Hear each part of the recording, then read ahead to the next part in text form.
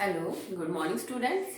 अभी हम लोग 12th क्लास केमिस्ट्री पढ़ेंगे। आपका चैप्टर चल रहा है 7th, that is P block elements, and now we have started the group 16, that is oxygen family.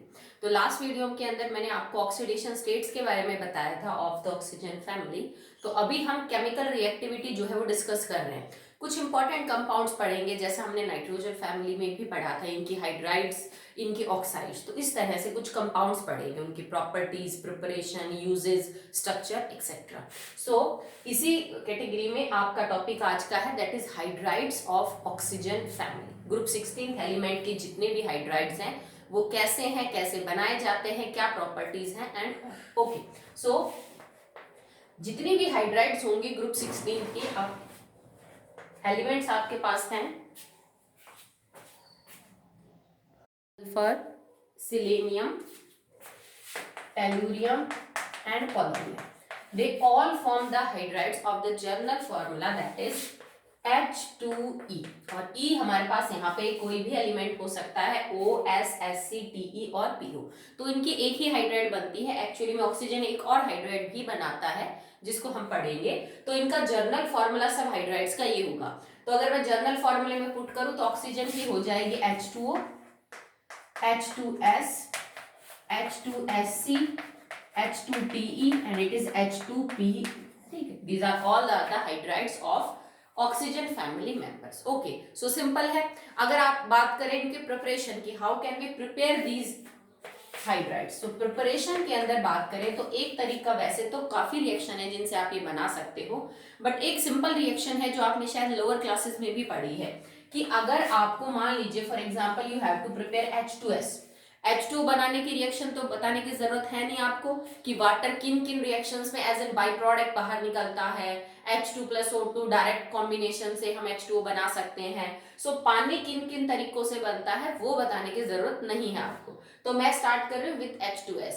तो H2S बनाने के लिए आप ये रिएक्शन यूज कर सकते हैं, when a metal sulphide react with acids,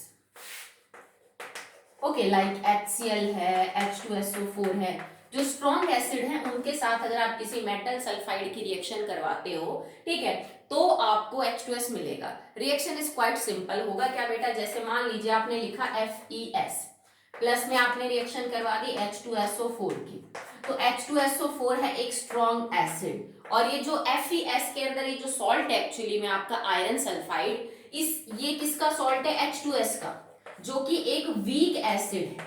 ठीक है, H2S इज ऑल्सो एसिडिक, जो आप आगे पढ़ेंगे इसका बिहेवियर एसिडिक क्यों है। तो ये कमजोर एसिड का सॉल्ट है, that is FeS, iron hydroxide, और H2S का सॉल्ट है। जब एक स्ट्रॉन्ग एसिड एक वीक एसिड के सॉल्ट के सामने आएगा तो स्ट्रॉन्ग एसिड अपना सॉल्ट बना लेगा और वीक एसिड को बाहर कर देगा। तो बन क्या जाएगा, FeSO4 और प्लस में H2S हो जाएगा बाहर। तो इस रिएक्शन से आप H2S को बना सकते हो। ठीक है, अगर आपने मेटल की सल्फाइड ली, उसकी रिएक्शन आपने एसिड के साथ करवाई, तो आपका H2S बाहर निकल जाएगा। This acid can be HCl। ठीक है, आप चाहो तो H2SO4 की जगह H पॉजिटिव लेके रिएक्शन कर सकते हो। ठीक है, जैसे आपने आयरन लिया तो आयरन 2 पॉजिटिव से वहां पे कन्वर्ट हो गया इनटू 2 पॉजिटिव, आपका कंपाउंड बन जाएगा। ठीक है, तो यहाँ पे जो आपका एसिड है वो कोई भी हो सकता है, but it should be stronger than H2S अगर आपको बनाना है ये वाले कंपाउंड। ठीक है, तो अब आप क्या करो कि मेटल सल्फाइड की जगह मेटल सेलेनाइड ले लो, मेटल टेलुराइड ले लो। सिंपल सी बात है कि अब आयरन सल्फाइड की जगह आप ये ले लीजिए, आयरन सेलेनाइड ले लीजिए, आयरन टेलुराइड ले लीजिए, मतलब कोई भी मेटल सेलेनाइड और मेटल टेलुराइड ले लीजिए और उनके रिएक्शन आप एसिड के साथ करवा दीजिए, तो भी सेम मैनर में ही रिएक्शन होगी। ये तो कम ही एसिडिक मिलेंगे। ठीक है, तो वो भी आपको जैसे H2S बाहर निकला है, H2Sc भी बाहर निकल जाएगा और H2Te इस तरह के कंपाउंड भी बाहर निकल जाएंगे। ठीक है, तो there is a general method of preparation of this type of hydrides. Okay, so now moving to the structure of this hydrides. Important है, पढ़ा हुआ है, नया नहीं है आपके लिए, क्योंकि एक ही ग्रुप के जो एक जैसे कंपाउंड होते हैं उन सब की हाइब्रिडाइजेशन, ज्योमेट्री सब सेम होती है, शेप का नाम सेम होता है, बस बॉन्ड एंगल बदलता है। ये मैं आपको कई बार समझा चुकी हूँ इससे पहले भी। ठीक है, तो अगर आप बात करें अबाउट द, तो मैं इसमें H2O क्योंकि पढ़ा हुआ है आपका, तो उसको हम बेस लेके करते हैं। H2O के अंदर अगर आप हाइब्रिडाइजेशन देखोगे तो it is half oxygen is the central atom जिसके वैलेंस इलेक्ट्रॉन है आपके 6, प्लस में 2 आपने जोड़ दिए, दैट इज मोनोवेलेंट हाइड्रोजन। तो 8 और 2, 8 बटे में 2 करेंगे तो आपका आंसर आएगा 4। 4 हाइब्रिड ऑर्बिटल आपके पास है, hybrid orbitals are 4 and 4 hybrid orbital किसमें है, sp3d, सॉरी sp3 में, ठीक है। तो हाइब्रिडाइजेशन तो आपको पता चल गई, इट इज sp3। हाइब्रिडाइजेशन ये है तो ज्योमेट्री का नाम क्या है, tetrahedral, the geometry is tetrahedral. Okay, so now if geometry is tetrahedral, hybridization is sp3, now we are moving to the shape. Shape का जिक्र कब आता है बेटा, जब आपके सेंट्रल एटम पे लोन पेयर मौजूद हो। अब आप चेक करिए, ऑक्सीजन के पास वैलेंस इलेक्ट्रॉन 6, इसने बॉन्ड 2 ही बना रखे हैं हाइड्रोजन के साथ, और हाइड्रोजन वैसे भी डबल ट्रिपल तो बनाता ही नहीं, तो मतलब सिंगल ही बनाए होंगे। तो ऑक्सीजन ने अपने एक एक इलेक्ट्रॉन शेयर किए, तो अभी भी ऑक्सीजन के पास 4 इलेक्ट्रॉन हैं जो वैलेंस है बट बॉन्ड फॉर्मेशन में हिस्सा नहीं ले रही। तो ऐसे इलेक्ट्रॉन जो बॉन्ड में पार्टिसिपेट नहीं करते बट वैलेंस इलेक्ट्रॉन है, उन्हीं को तो हम क्या बोलते हैं, लोन पेयर।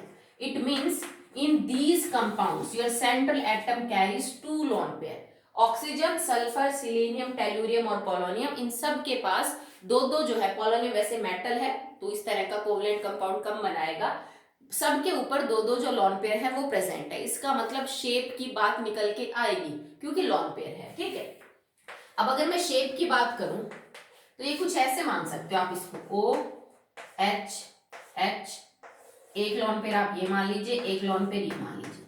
ये कुछ टेट्राहेड्रल आपकी ज्योमेट्री है, ठीक है भाई, माना 2 जगह एटम है, 2 जगह लोन पेयर है, पर लोन पेयर एक दूसरे को इतना ज्यादा रिपेल करते हैं कि ये बॉन्ड पेयर को पास ले आते हैं। भाई लोन पेयर है, ये रिपेल करेंगे तो ये दूर जाएंगे, ये दूर जाएंगे तो lone pair bond pair repulsion बढ़ेगी, उसको कम करने के लिए बॉन्ड पेयर पास आ जाएंगे। तो टेट्राहेड्रल एंगल आपका होता है ये, यू ऑल नो।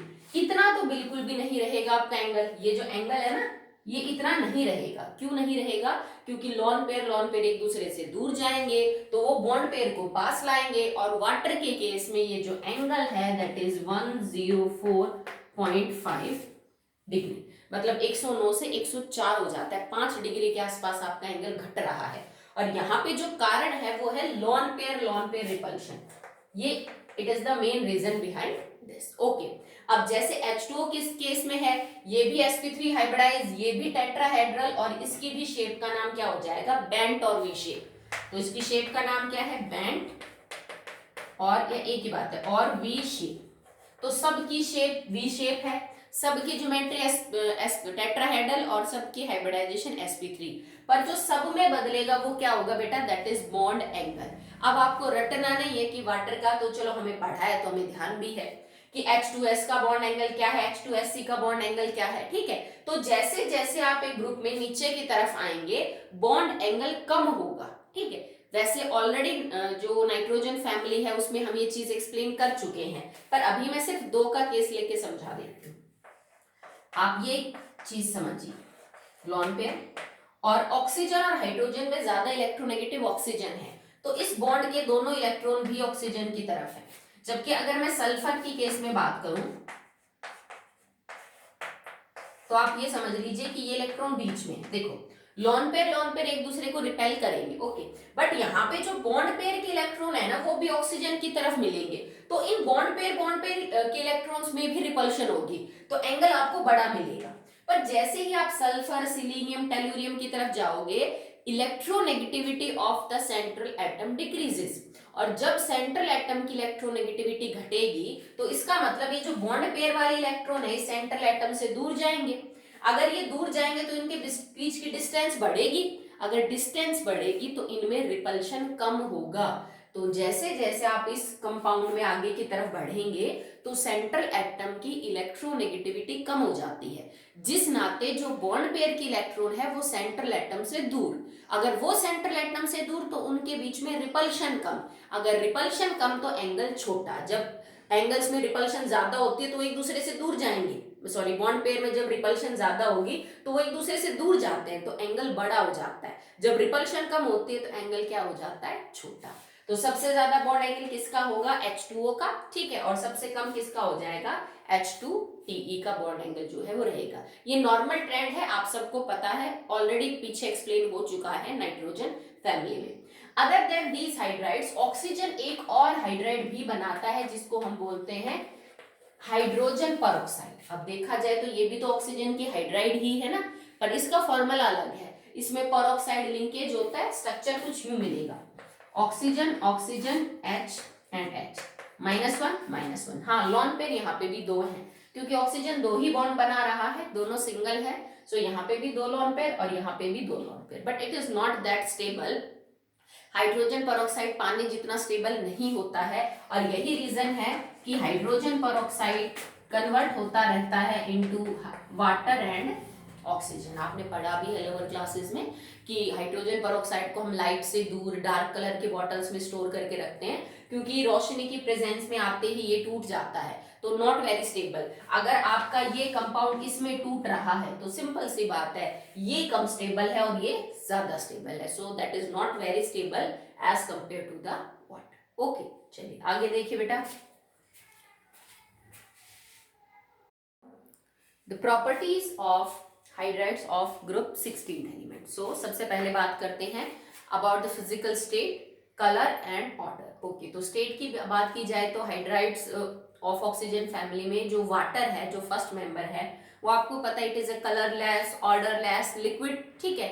बाकी मेंबर्स गैस हैं। अगर आप H2O की बात करें, सो आई शुड राइट हियर, ये तो है in the form of liquid, बाकी ऑल अदर आर गैसेस। ये जो लिक्विड है ये कलरलेस, ऑर्डरलेस, हार्मफुल है, कोई दिक्कत नहीं है, पानी कितना जरूरी आप सब जानते हैं, बट इसके बाद के जितने भी मेंबर्स हैं इनमें बहुत ही अनप्लीजेंट स्मेल होती है and it is they are poisonous in the nature. तो वो पॉइजनस भी हैं बाकी मेंबर्स और बहुत ही अजीब स्मेल होती है, जैसे आपने H2S के बारे में तो पढ़ा भी होगा, इट स्मेल्स लाइक रॉटन एग, उसमें सड़े हुए अंडे जैसी जो है बदबू आती है, ठीक है। So that will be all about the state by colour, ठीक है, एंड देयर स्मेल, ऑर्डर वगैरह सब कैसी है।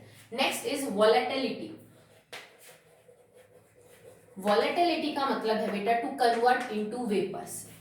कोई भी जो लिक्विड है, जो गैस है, ठीक है, इनके अब गैस का वेपर में कन्वर्ट होने का मतलब क्या है कि आपने H2S गैस को पहले कंप्रेस किया, उसके ऊपर प्रेशर लगाया, टेम्परेचर कम किया, उसको लिक्विड में कन्वर्ट किया। अब ये लिक्विड H2S, लिक्विड H2SC ये वेपोराइज हो रहा है। Okay, so these all members are volatile in the nature, जितने भी लिख रखे हैं सब वॉलेटाइल है, बट सब बराबर बराबर जो है वो वॉलेटाइल नहीं है। और किसी का भी वॉलेटाइल होना ना होना किस बात पे डिपेंड करता है, ऑन देयर बॉइलिंग पॉइंट। और ऑर्डर तो आपका ये होना चाहिए था बॉइलिंग पॉइंट का कि जैसे जैसे आप ग्रुप में नीचे की तरफ चलते हो, because the size of the compound increases, अगर H2O इतना है तो H2S इतना है, फिर ये इतना है, ऐसे मान लीजिए साइज बढ़ रहा है।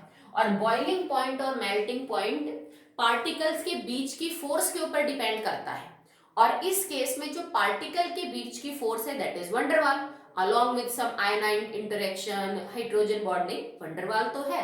और वंडरवाल साइज के ऊपर डिपेंड करती है, जितना बड़ा साइज होगा उतनी ही वंडरवाल फोर्स ज्यादा होगी। तो रूल तो ये कहता है कि जैसे जैसे आप ऊपर से नीचे जाएंगे इन कंपाउंड्स में, ग्रुप में, मेल्टिंग और बॉइलिंग पॉइंट बढ़ना था, बढ़ता भी है, पर वाटर की केस में एक एक्सेप्शन काम कर जाता है, दैट इज हाइड्रोजन बॉन्डिंग। अब हाइड्रोजन बॉन्डिंग होने की वजह से सारा ट्रेंड थोड़ा सा गड़बड़ हो गया, बाकी सब ठीक है। तो वेपर्स किसके, भाई H2 इज अ लिक्विड और उसके वॉलेटाइल है वो नेचर, वेपर्स में कब कन्वर्ट होगा, उसका बॉइलिंग पॉइंट है 373 केल्विन H2O के केस में। ओके, अब इसका तो हाइड्रोजन बॉन्डिंग मेन कारण है, नहीं तो इसका कम होना था। H2S से बॉइलिंग पॉइंट जो है वो पानी का कम होना था, क्योंकि साइज छोटा है वाटर के मॉलिक्यूल का, H2S का बड़ा है क्योंकि सल्फर बड़ा है, ऑक्सीजन छोटा है। पर हाइड्रोजन बॉन्डिंग होने से वाटर के 2 मॉलिक्यूल वंडरवाल फोर्स के साथ साथ हाइड्रोजन बॉन्डिंग से भी जुड़े हुए हैं, and that's why they require high temperature to boil, और वो 373 केल्विन के ऊपर जो है वो बॉयल होते हैं। इससे अगला अगर मैं H2S को देखूं तो ये 213 केल्विन के ऊपर ही बॉयल हो जाता है, मतलब ज्यादा वॉलेटाइल H2S है, ये कम टेम्परेचर पे भी वेपर में कन्वर्ट हो रहा है, जबकि इसको आपको ज्यादा टेम्परेचर जो है वो देना पड़ेगा। इसके बाद इनकी जो वॉलेटिलिटी है वो क्या हो जाती है बेटा, कम हो जाती है। जैसे H2SC का जो है वो आपको मिलेगा 273 केल्विन के आसपास, सॉरी 232, और ये मिलेगा 269 केल्विन के आसपास। ठीक है, इसका मतलब सारे टेम्परेचर केल्विन में है। इसका ये मतलब हुआ कि सबसे ज्यादा रिक्वायरमेंट H2O को है जब वो वेपर में कन्वर्ट होगा। उसके बाद H2S उससे ज्यादा वोलेटाइल है, फिर H2S से कम वोलेटाइल कौन है, H2SC, उससे कम वोलेटाइल कौन है, H2TE, और इन सब में सबसे कम वोलेटाइल आपको कौन मिलेगा, दैट इज H2O। तो वोलेटिलिटी का ट्रेंड ये है, सबसे ज्यादा H2S, then H2SC, then H2TE, and due to hydrogen bonding the force of attraction between the two molecules of water is so strong that it is least volatile in its family members। के जो भी compound है इनमें सबसे क्या है बेटा, वो कम वोलेटाइल है। दिस इज इंपॉर्टेंट ट्रेंड, आप इसको याद रखेंगे, and this is based upon the boiling point criteria. I hope आपको क्लियर है। ठीक है, चलिए नेक्स्ट प्रॉपर्टी के बारे में बात करते हैं, अबाउट द एसिडिक बिहेवियर। अब आप कहोगे मैडम पानी तो बिल्कुल भी एसिडिक नहीं होता, बेटा होता है, कुछ रिएक्शंस के अंदर ये एसिडिक बिहेवियर भी शो करते हैं। Okay, so now next is acidic behaviour.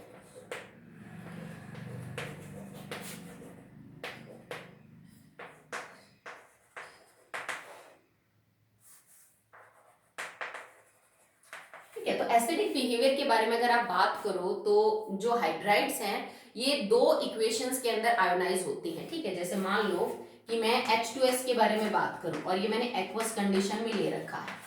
ठीक है, तो स्ट्रॉन्ग तो है नहीं, एसिड भी है तो कमजोर है, तो इक्विलिब्रियम की इक्वेशन यो होगी, अगर स्ट्रॉन्ग होता तो वन साइडेड इक्वेशन होती। तो सबसे पहले ये क्या करेंगे, because they behave like acid, तो ये अपने अंदर से एक H पॉजिटिव को रिलीज करेंगे।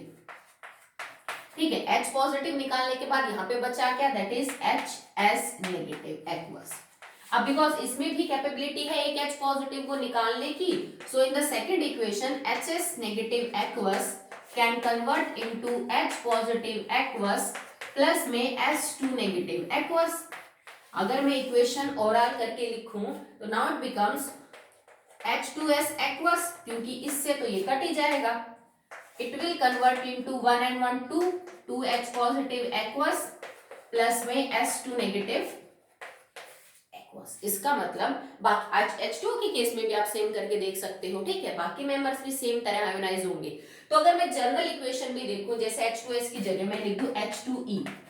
ओके, तो आप इक्वेशन करके देख सकते हैं कि पहले स्टेप में ये अपना एक H पॉजिटिव देंगे और दूसरे स्टेप के अंदर ये अपना दूसरा H पॉजिटिव देंगे। ठीक है, so they can behave aqueous condition में, अगर ये H पॉजिटिव आयन रिलीज कर सकते हैं, it means they can behave like acid. और ये नेगेटिव आयन भी बनती है, ये भी बनती है, तो दे कैन बिहेव लाइक एसिड। ठीक है, अगर आपसे कोई ये पूछे कि बेटा ये जो सारे मेंबर आपको दे रखे हैं इनमें से ये बताइए कि जो सबसे अच्छा एसिडिक स्ट्रेंथ जिसकी है वो कौन है, तो एसिडिक स्ट्रेंथ जो है वो किस बात पे डिपेंड करेगी कि आसानी से H पॉजिटिव कौन दे रहा है, और आसानी से जो H पॉजिटिव देगा अपने फॉर्मूले में से वो अच्छा एसिड होगा।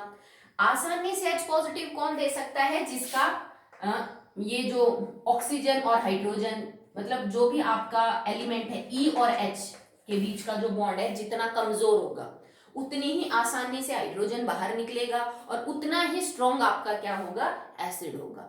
अब आप ये देखें इन हर कंपाउंड के अंदर जब आप स्ट्रक्चर देखेंगे तो किस एलिमेंट के साथ हाइड्रोजन का जो बॉन्ड है वो सबसे कमजोर है, तो बॉन्ड सबसे कमजोर किसका होगा बेटा, जिसकी बॉन्ड लेंथ सबसे लंबी होगी, because bond length is inversely proportional to the bond strength.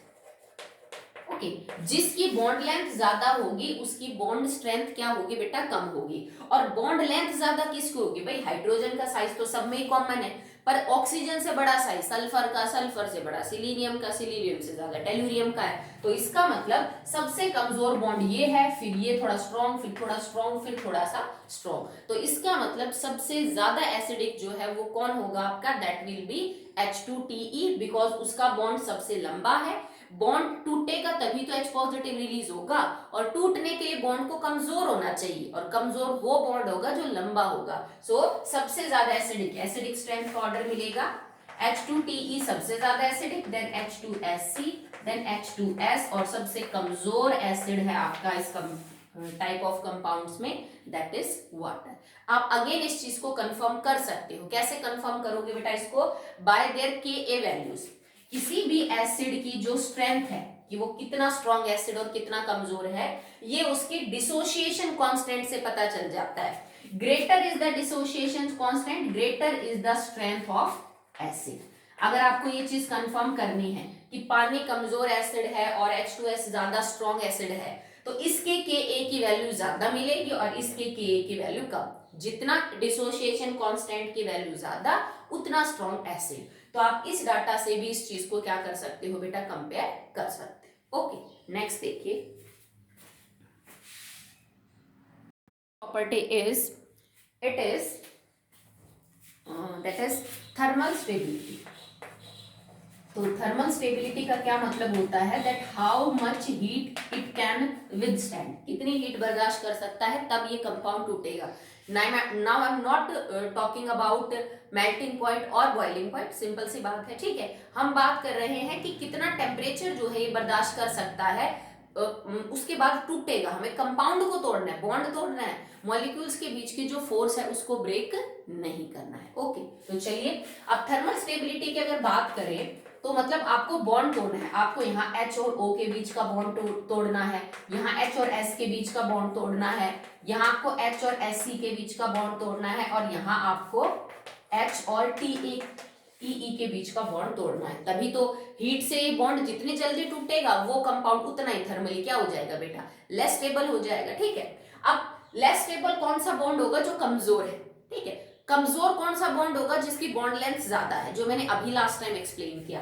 तो ये बॉन्ड लेंथ सबसे ज्यादा है और ये बॉन्ड लेंथ सबसे कम, मतलब ये बॉन्ड सबसे कमजोर है और ये बॉन्ड सबसे ज्यादा स्ट्रॉन्ग है। इस नाते सबसे आसानी से बॉन्ड ये टूटेगा। तो थर्मली सबसे कम स्टेबल कौन है? ये, मतलब ये सबसे कम हीट लेके अपना बॉन्ड तोड़ देगा, जबकि सबसे ज्यादा हीट देनी पड़ेगी किसको? H और O के बॉन्ड को। क्यों? क्योंकि यहाँ पे अब देखो सिंपल सी बात है, अगर आप बात करो कि पानी का मॉलिक्यूल कब टूटेगा, टूटने का मतलब है हाइड्रोजन और ऑक्सीजन कब अलग अलग हो जाएंगी, तो अबाउ 2000 केल्विन टेम्परेचर आपको देना पड़ता है, तब जाके पानी टूटता है हाइड्रोजन और ऑक्सीजन में। बात बॉयल या फिर मेल्ट करने की नहीं हो रही है, गर्म तो 100 डिग्री सेल्सियस पे भी हो जाएगा, बॉयल हो जाएगा, पानी वेपर में कन्वर्ट हो जाएगा। पर अगर आपको तोड़ना है वाटर को हाइड्रोजन और ऑक्सीजन में, then you should give temperature more than 2000 kelvin, लगभग आपको 2100 के आसपास जो है टेम्परेचर वो देना पड़ सकता है, तब जाके ये क्या होगा? ब्रेक होगा, थर्मली ब्रेक हो जाएगा, डिकम्पोज हो जाएगा। पर क्योंकि नीचे की तरफ जब आओगे तो बॉन्ड कमजोर हो रहे हैं, तो कम एनर्जी लेके टूट जाएंगे, कम टेम्परेचर से टूट जाएंगे, तो thermal stability decreases down the group. In compounds में ग्रुप के में जैसे ही आप ऊपर से नीचे आएंगे, थर्मल स्टेबिलिटी क्या हो जाएगी? घट जाएगी, क्योंकि बॉन्ड कमजोर हो जाता है, क्योंकि बॉन्ड लेंथ बड़ी हो जाती है। Okay, now last property is reducing agent. अगर बेटा आप वाटर को छोड़ दें, बॉन्ड काफी स्ट्रॉन्ग है वाटर का, OH इतनी आसानी से नहीं देगा, बाकी जो मेंबर्स हैं वो रिड्यूसिंग एजेंट का काम करते हैं। रिड्यूसिंग एजेंट मतलब वो खुद का क्या करेंगे? ऑक्सीडेशन। और ऑक्सीडेशन वो कैसे करेंगे? By the loss of hydrogen, क्योंकि loss of hydrogen is also oxidation. इनमें से हाइड्रोजन को बाहर निकालना है तो ये रिड्यूसिंग एजेंट होंगे, और हाइड्रोजन को बाहर कौन अच्छे से निकालेगा? जिसका बॉन्ड कमजोर होगा हाइड्रोजन के साथ। और बॉन्ड किसका कमजोर होगा हाइड्रोजन के साथ? जिसकी बॉन्ड लेंथ बड़ी है। मतलब इस चीज को एक्सप्लेन करने के लिए आप थर्मल स्टेबिलिटी का सहारा ले सकते हो, because H2TE is the least thermally stable, तो ये सबसे जल्दी अपने में से हाइड्रोजन को बाहर देगा। अगर ये अपने में से सबसे जल्दी हाइड्रोजन को बाहर देगा तो इसका सबसे जल्दी ऑक्सीडेशन होगा, तो it will be the strongest reducing agent. तो रिड्यूसिंग एजेंट के अंदर ट्रेंड है it increases down the group, ठीक है। तो H2 नहीं होगा, H2S थोड़ा अच्छा होगा, उससे ज्यादा H2SC रिड्यूसिंग एजेंट होगा, और सबसे अच्छा आपका H2SC जो TE जो है टेलुरियम सॉरी का हाइड्राइड जो है वो सबसे अच्छा रिड्यूसिंग एजेंट होगा। So that will be all in the hydrides of oxygen family. Okay.